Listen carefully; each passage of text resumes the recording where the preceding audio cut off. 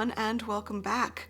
I am finally getting to one of my favorite topics, a topic that I have been researching, honestly, for 10 years at this point, and taking down records and numbers for at least 5 years on. This is the idea that back in the past, in the 19th century, 18th century, whatever it was, that they had just impossibly tiny feet, just the most minuscule feet, or they had to shove their feet into these tiny shoes and cause themselves so much pain in order to get to that point.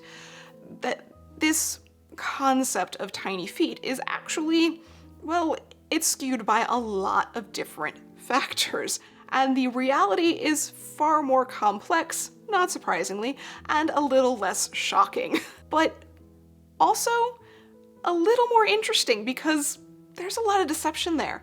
There's a lot of trickery that occurred, and the tricks that they employed not only confused plenty of people in the era, but are still managing to trick us today. But before we take a walk down this path, I want to take a quick moment to thank the sponsor of the video this week, Birch Mattress. When I took up shoemaking, I quickly realized just how much of a toll that and sewing takes on my body every day.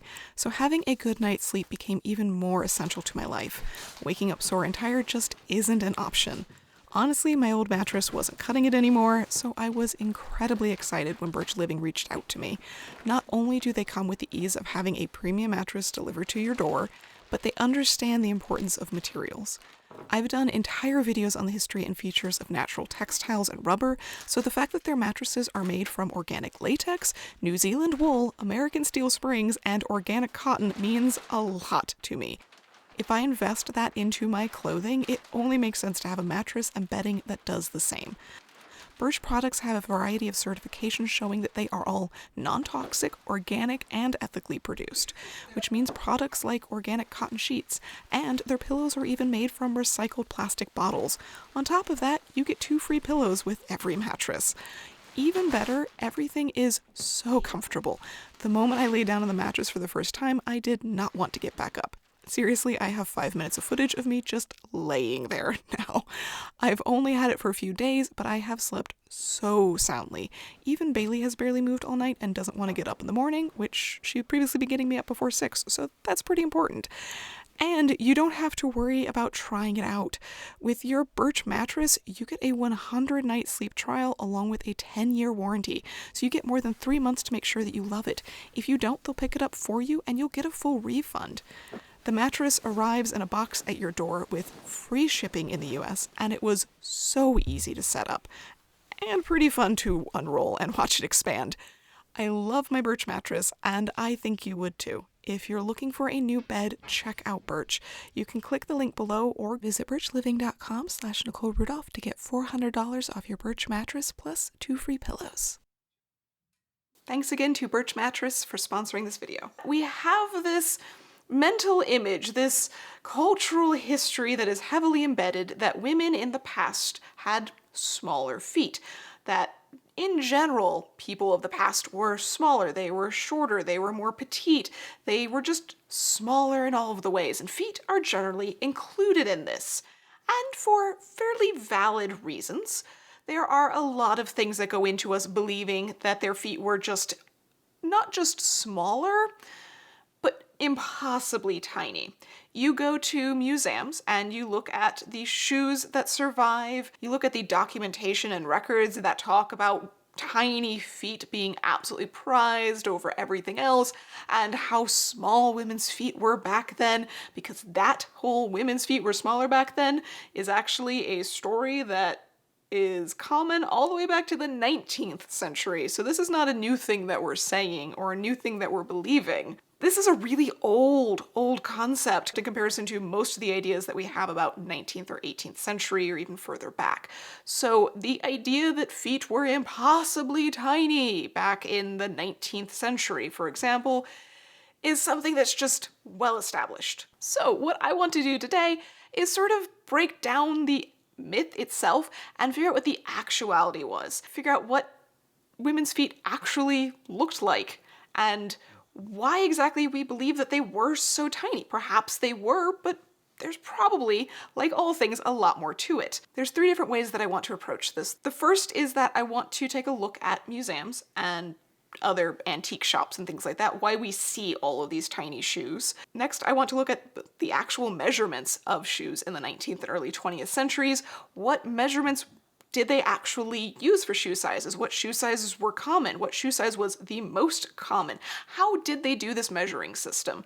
And give some really hard data on that. And then the last part, we're going to go back to those original shoes and take a look at, well, some very, very effective tricks that they had to make feet look smaller than they actually were. So first, let's take a look at what we find in museums, what we find surviving today. Because if you've spent any time with historic clothing, you'll realize that there's this thing we call survival bias, meaning that the smallest and the prettiest survives. And not only survives, but tends to be what goes into the museums because it's the prettiest. And in reality, that's the stuff that was worn the least. It was the stuff that wasn't worn out. For clothing, it's the stuff that was too tiny to be worn by lots of different people, or worn by that one person for a long period of time, and it was also too tiny to be cut up and turned into lots of other things. It's very likely that a lot of the surviving clothing and shoes come from the teenage years, where people were moving into adult-style clothing but weren't yet at their full size. So there's a transition period there of fashion that they didn't have specifically teenager fashion in the same way that we do today, and what they did have, it's not easy for us as a modern person to recognize the difference. So there's definitely a lot of that survival bias that goes into it. Shoes are the same way. Not only does that mean that the shoe couldn't be worn as long by the person that owned it, or that those were extra fancy shoes that just didn't get worn very much, on top of that, shoes have an added element to them. While clothing continued to regularly be custom made to fit the person well through the 19th century, and it wasn't really until the very end of the 19th century and the early 20th century that almost all types of clothing could be purchased mass-produced. A skirt in a specific size, a dress in a specific size. Prior to that point, things were usually custom fit, and accessories could be purchased, things that weren't sized, things that weren't fitted in the same way. But shoes had been coming mass-produced in sizes since the 18th century, and it was well established. The shoemaking industry in both America and in Europe and England was just massive. There were just tons and tons of shoes being cranked out because in reality, women typically went through anywhere from 3 to 7 pairs of shoes a year. I've got tons of references for that. And that's an average woman. That's a typical amount of shoes. So they're wearing these, they're wearing them out, they're moving on. Meaning that most of the shoes are not surviving. They're getting worn and worn out, and they're not gonna make it into a attic. They're not going to make it into a museum. They're not going to be saved. And due to the fact that they are mass producing these and sending them off to stores in size ranges, also means that there's going to be what we tend to call new old stock that survives. We can typically tell it's new old stock when it's 20th century things. They have the label still in them, they haven't really been damaged or worn, but the same thing is true in the 19th and even 18th centuries. They just didn't necessarily have labels in them very commonly. And they are shoes that never sold. And today, having worked in that industry, the most typical shoes that are left at the end of any shoe style lifetime are the largest and the smallest. And the largest tend to not be the very last ones because some people can fudge going up half a size and be okay with it. People really can't go down half a size or a full size and get away with it very easily. So it's usually those smallest sizes that are holding on. So the smallest sizes today are the ones that survive not being sold and not being worn. Theoretically, there's a good chance that that was true in the 18th and 19th and early 20th centuries as well. That is not a new concept, a new issue. That these smaller shoes, many of which in museums clearly look like they've never been worn. Trust me, I've looked at hundreds of shoes in museums at this point. Most of them have barely been worn. Some of them not at all. And those tend to be the tiniest ones. I wonder why. So that is what we mean by survival bias, meaning that the smallest things are going to survive, the prettiest things are going to survive, that the shoes that are in museums, the shoes that are still alive, are the worst example of the typical shoe. Now, I personally have made it a point in my gradual collecting of antique shoes to try and seek out more everyday styles, things that were fashionable, some of them not, but were still more practical every day. Not the prettiest and the grandest and the fanciest, but things that I can find evidence for being regularly sold, regularly worn by lots of people. And I especially love it when I get shoes that are heavily worn to the point where they're dying. I love those because they are a great example of what I know was actually worn by people. And while yes, a lot of those are smaller, again, they tend to just eke out survival by the fact that somebody outgrew those shoes. And some of my examples are definitely not adult shoes. The style is not adult, the size is not adult, they're definitely youth shoes. So again, great example of why smaller shoes are going to survive more commonly. But this only gives us a start, because those shoes that do survive in museums look impossibly tiny, not just small, not just on the small end of the scale, but tiny to a point where it's just physically impossible. And even the ones that you can measure out the length on and go, oh, that's actually a normal modern size, they still look really tiny. So why is that? Well, let's look at the actual numbers, because I, again, have been collecting these numbers for a good 5 years at this point. I've been looking into this for longer than that, and there are a lot of numbers, but weirdly enough, they all match up. And on top of that, recently I've started collecting some physical objects that support this theory as well. I've talked about this very briefly in the history of standardized sizes because shoes do fall into that concept. Shoe sizes go back well before they were standardized, but you really start to see a push for standardized sizes in the mid-19th century. And the earliest shoe size chart that I found comes from 1858, and it is the same as all of the other shoe size charts from the 19th century that I've come across. So even though that was not the standard chart yet, it supports the fact that the standardized chart that came out in 1889 was keeping with the way that many shoes were already fit and was not dramatically changing anything for most people. It just meant that it was a little more consistent and that they no longer had issues of what they considered vanity sizing, where people would go spend more money on a shoe that was labeled as a smaller size so they could actually claim that they had a smaller size shoe. Now, this is something that gets mentioned enough that likely this was something that happened. How much of an issue it was, how common of an issue it was, that's really difficult to actually verify, and I definitely don't always trust them in the 19th century when they proclaim things are a major problem, because they're very dramatic. If you've watched any of my other videos, you learn that pretty quickly. The Victorians are really dramatic. But the point here is that sizes were pretty well standardized in the latter half of the 19th century, and we can find not only what the size range that was typical was, but what those measurements actually correspond to.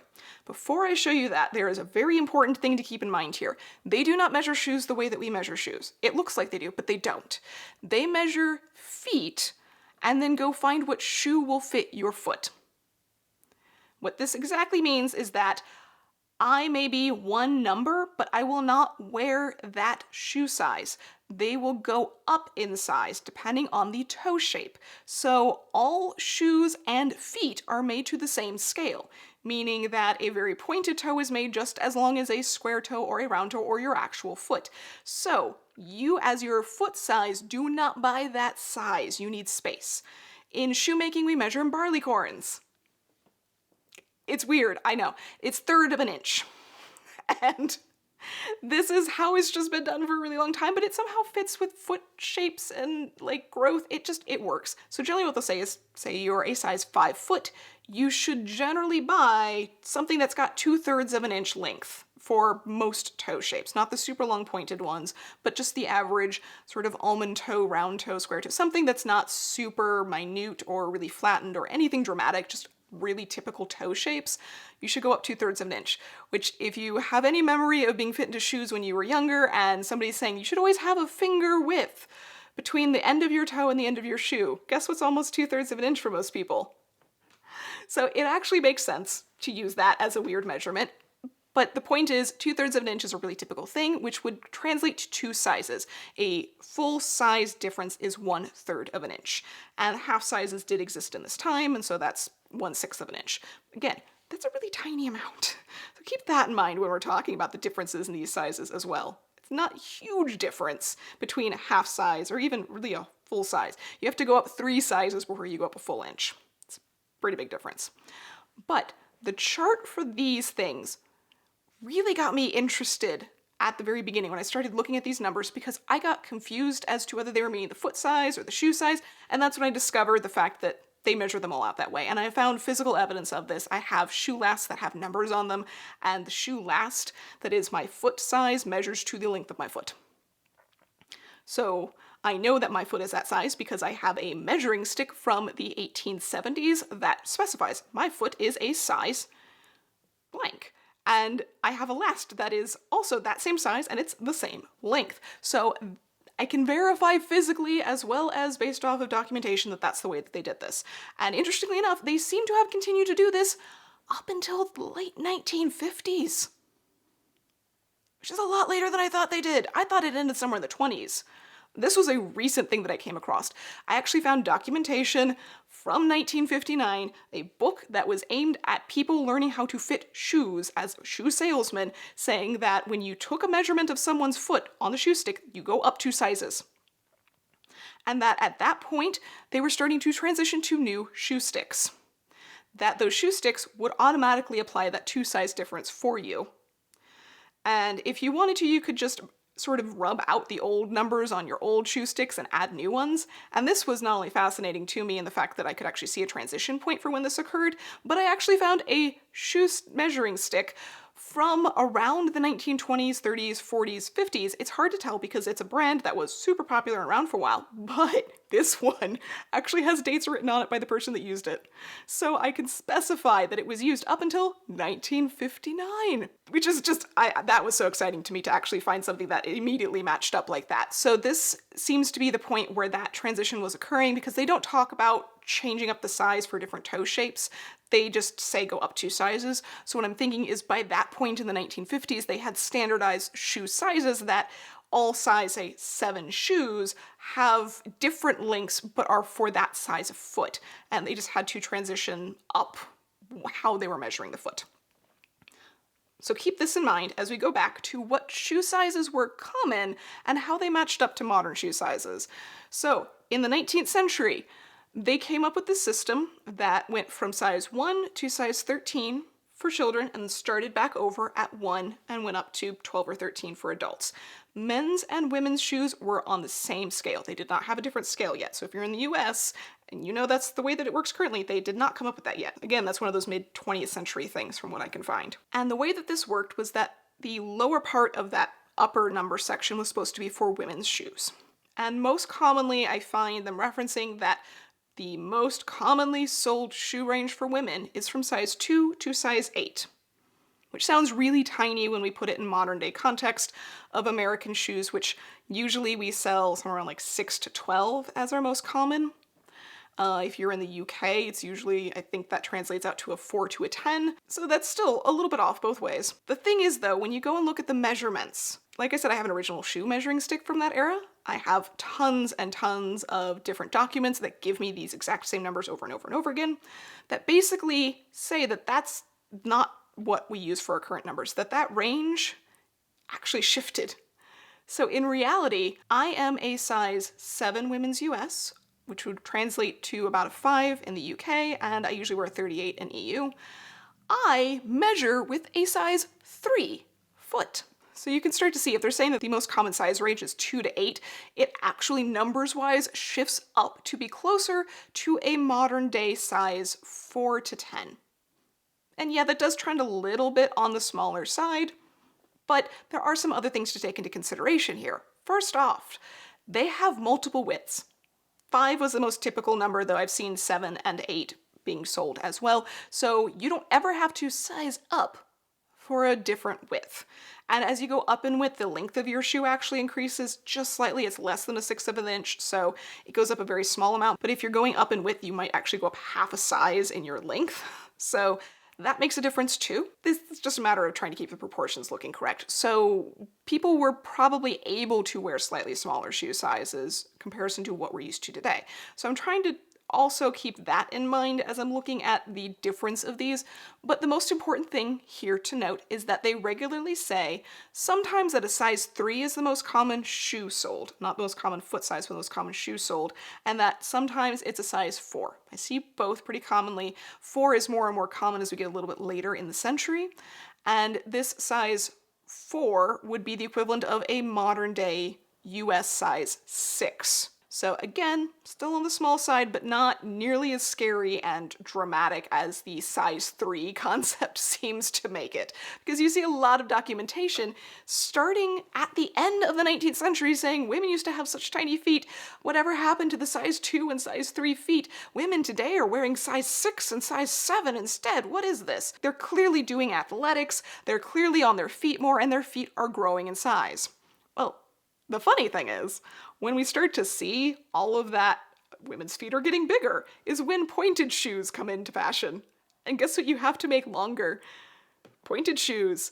You might only need 1/3 of an inch, 2/3 of an inch at the end of your shoe for certain styles, but you definitely need at least an inch, if not more, for that pointed style. So even though I might have measured as a size 3 foot and usually purchased a size 5 shoe, if I was going for a pointed shoe, I might go up to a 6. All of a sudden, we're starting to see where that issue might lie. Not in women's feet actually getting longer, but in the fact that the shoes have to get longer.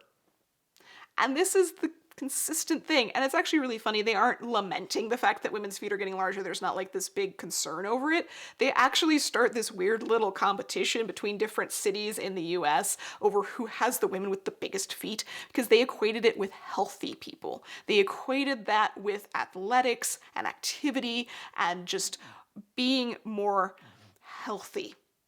So interestingly enough, they thought bigger feet for women was better from what I can tell. I'm sure it's not an across-the-board thing. I'm sure I can find somewhere where they're actually mad about it, but it seems to be almost like a competition bragging right. To have women with bigger feet, to have women with size 6 feet rather than size 3. And like I said, I have acquired more than just the one shoe size. Like the one from the 1870s says I'm a size 3, but the one that I had that specifies it was used from 1923 to 1959 measures my foot as a size 5. And from what I can find, they start shifting how they measure your foot and what size you measure as somewhere in that 1920s range. And it continues on to eventually established by the late 1950s in a men's size range and a women's size range. And in the US, that means that they are actually different. There's about a size and a half, almost 2 size difference. So from what I can find, the men's shoe size range continued with the old measurement system and the women's one changed. And in the UK, it all stayed the same, hence why there's about 2 sizes difference. So the actual numbers that we're seeing mean that on average, it shows us smaller. Yes, but not fantastically smaller. More like you might find a lot of size 6 and 7 shoes rather than, say, 10 and 11 shoes, but that they included that range, that the range went up easily to women's size 10, and in a lot of places, they advertise that they go up even further to women's size 12. Modern 12, not historic 12. And that would be easily within all of the range that we're finding today for the most common sizes. So it's not too terribly far off, but none of that explains how these shoes look so tiny in the first place. And this is something that I was really curious about because I reproduce shoes. And the shoes that I make for myself look really tiny. My foot is narrow. It's a size 7. It's a little bit on the smaller end of the spectrum for average sizes, and they are very narrow, so again, it's going to look smaller. But how exactly do they look as small as they do? Because I reproduced a pair of boots from 1864, and I was able to take it up 1 size from the original.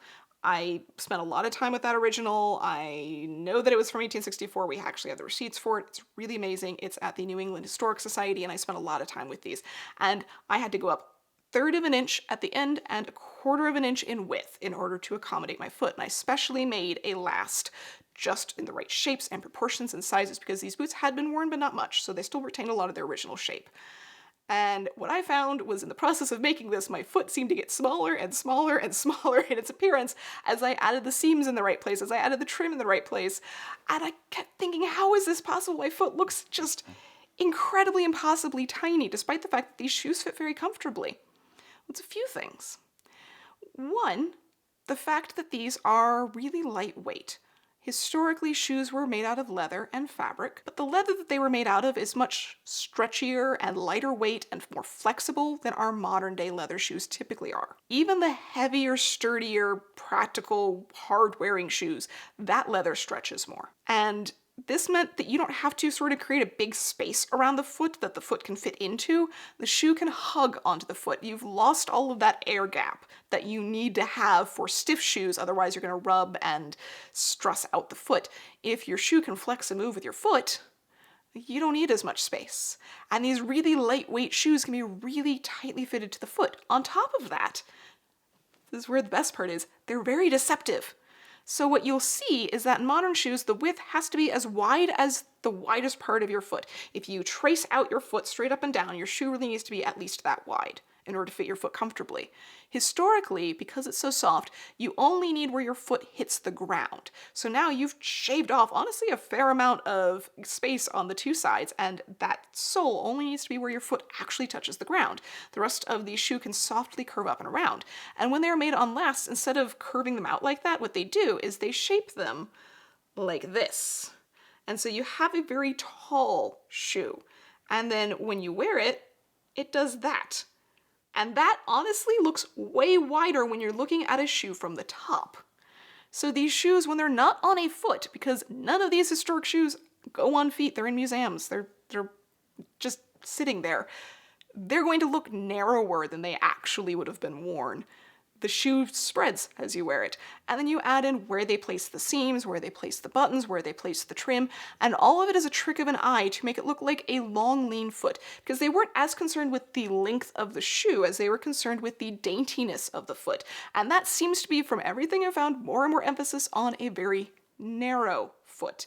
And that is really easy to give the illusion of. No different than we talk about in clothing with, oh, you have vertical stripes versus horizontal stripes, or how you break up the space and proportion it out. So they'll proportion it out so the end of the toe can actually extend a little further than your toe really does, hence those pointed shoes of the 1890s looking so impossibly narrow. And the proportions of where the seam occurs, or where the interruption of, say, laces or a bow or something occurs on the foot, makes it look like you have this very long, very narrow toe, that your foot is actually pretty far back in the shoe, and the really narrow part up front does not contain your foot. It just looks like it does. And it's all about deception. And the more old shoes that I collect, the more old shoes that I reproduce and put on my feet, the more I keep getting told, who could have possibly worn those? Those look so tiny. And I look at them and go, I wear these. I made these to fit my feet. And my feet are not that weird. And I've made plenty of shoes for people with wider feet too. And you know what? It still looks much more narrow. It's still very deceptive that they look like they have much tinier feet than they actually do. The overall shape of an unworn shoe can just look impossibly tiny. Great example of some of the deception that occurs that makes feet look different shapes and sizes occurs throughout the 18th century. If you look at the early 18th century, the buckle is way high up on the foot, and the toes are usually very long and pointed. They extend way off. The proportions of the foot look dramatically different, especially with a big chunky heel in the back, than they do in, say, the late 1780s, when the buckle has moved down very low over the foot, and the toe looks impossibly tiny. It looks like a very, very small proportion there, and the heel being much finer and smaller sort of balances it out, and the foot looks like it's barely touching the ground. It looks very dainty and very airy, and it just doesn't have the same sort of substance to it that those ones in the earlier part of the century do. And keep in mind, this is as the skirt hem is rising, so your feet are more and more obvious. By the time you reach that point in the 1780s, skirt hems are fashionably 7 inches off the ground, sometimes even 9 inches in certain years. So you're definitely flashing a whole lot of foot there. And even in the 19th century, where the hem length is longer, they're doing whatever they can to make the foot look smaller. High heels, supposedly, a good portion of the reason why they came back in the 1850s was because it does help make the foot look smaller. Especially when it's only going to be the front of the foot that's really peeking out of that shoe, you're not getting the whole foot visible. High heels really can make the foot look smaller than it is. But the key thing with all of this is that they are just absolutely wonderful at the deception of where to place trim, tassels, buttons, seams, trimmings, all of those things on the foot to make it look as dainty as possible, depending on the shape of the person's foot. You need to put those trims in different places, depending on the width that you need and the overall proportions of the person's foot. They were just really good at that. So basically, the really quick wrap up of all of this is that were feet smaller back in the day? Yeah, a little bit, but it's always going to be kind of impossible for us to know exactly how much smaller because they wore shoes very differently than we do today. And like I said, the shoes that I wear compared to shoes of the same style that are modern manufacturing, there is a big difference in the way that they look and the actual measurements of them. Dramatic difference, because even though I can wear both shoes comfortably, they both fit me.